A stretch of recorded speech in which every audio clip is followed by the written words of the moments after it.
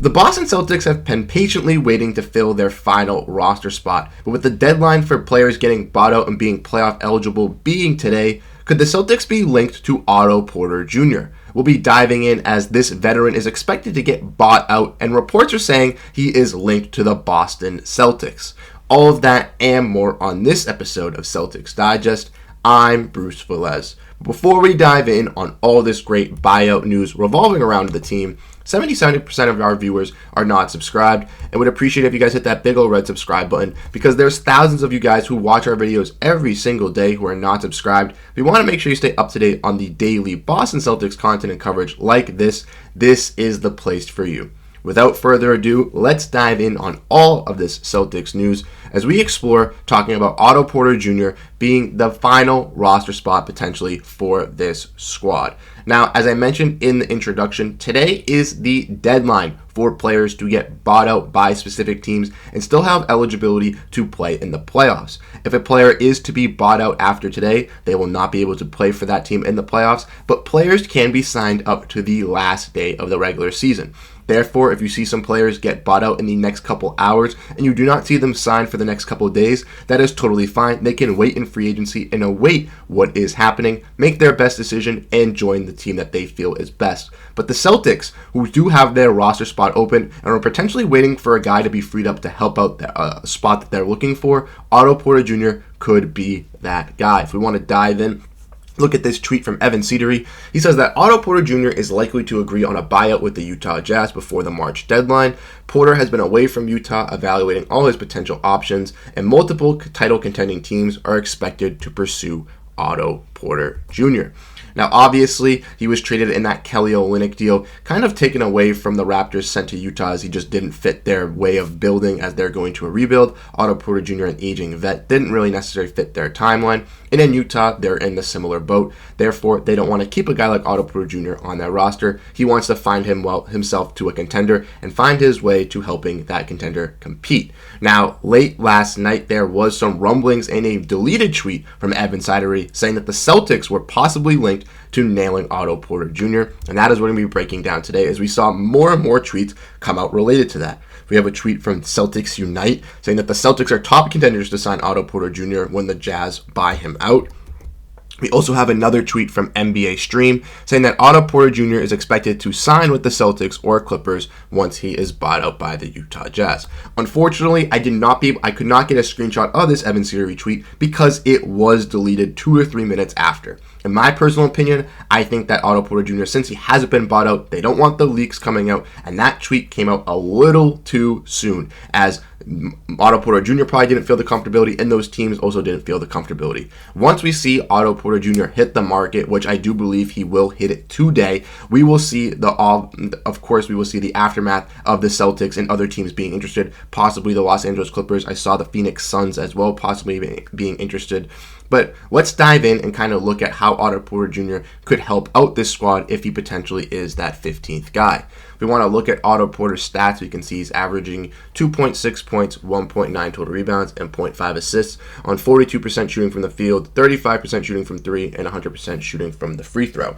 Now, as we might know, we most famously known Otto Porter Jr. for getting one of the successful bag claims in NBA history, securing a max contract with the Chicago Bulls and not paying out.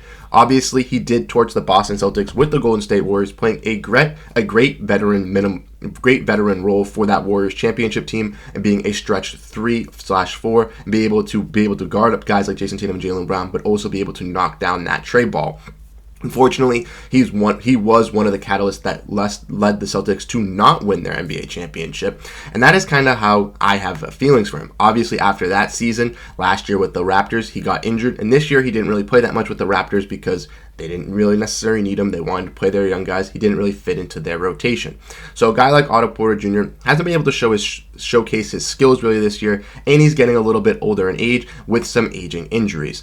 Therefore, I think Otto Porter Jr. could be a decent fit for the Boston Celtics.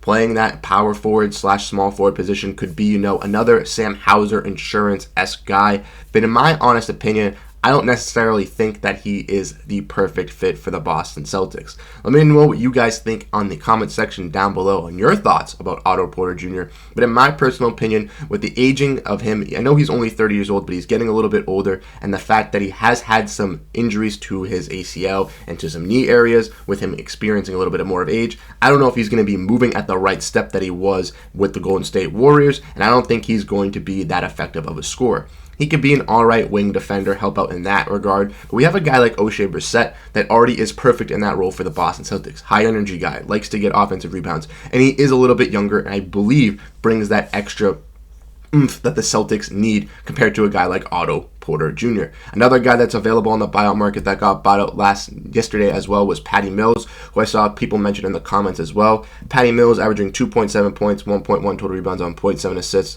37% shooting from the field, and 38% shooting from three. In my honest opinion, I think the Celtics are totally fine with their guards in Payton, Pritchard, Jrue Holiday, and Derrick White. There's no more room really for a guy in Patty Mills, and Patty Mills' defense is just not as what we used to see in back in the day when he was true six-man or starting point guard Patty Mills on the San Antonio Spurs. He has taken a step down significantly on his defensive side of the ball, and in my personal opinion, I don't think he's the fit either. In my personal right, I think that Neemias Queta should be the guy that the Celtics go up and get. He's already gotten some time with the Celtics. We need some more front court depth. I know we got Xavier Tillman, but having those bodies just in case a guy like Al Horford or Kristaps Porzingis goes down is necessary for the Celtics. And like we've mentioned, and in the comments you guys spoken, the 15th man isn't going to be a guy that gets a lot of praise. We already see with the 13th and the 14th man with Xavier Tillman and Jaden Springer that those guys barely get any run anyways. So this 15th man is just some injury insurance and a player that needs to fit in with the system. We've already seen Queta grow with the system. We've already seen him develop through the system. So in my personal opinion, I think he is the best fit. But obviously, it's up to Brad Stevens. He's the main general manager, and he is going to make the executive decision.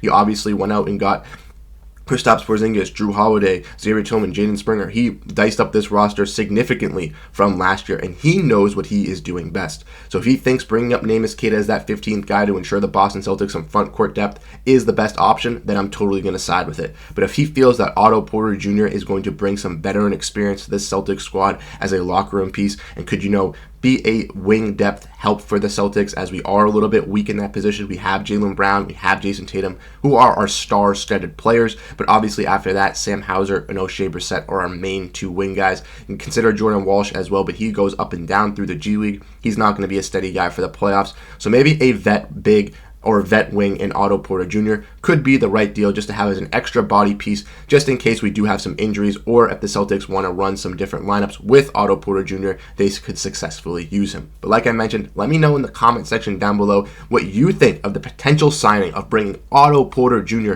to the Boston Celtics and what he could drastically do for this team. In my honest opinion, I'm not that moved by Otto Porter Jr. If he comes to the squad, I'm happy for him. I want him to get a ring. It'd be nice to see. But if he doesn't come to the squad and he goes to another contender, that is totally okay as well. Let's bring up the guy in Neemias Queta.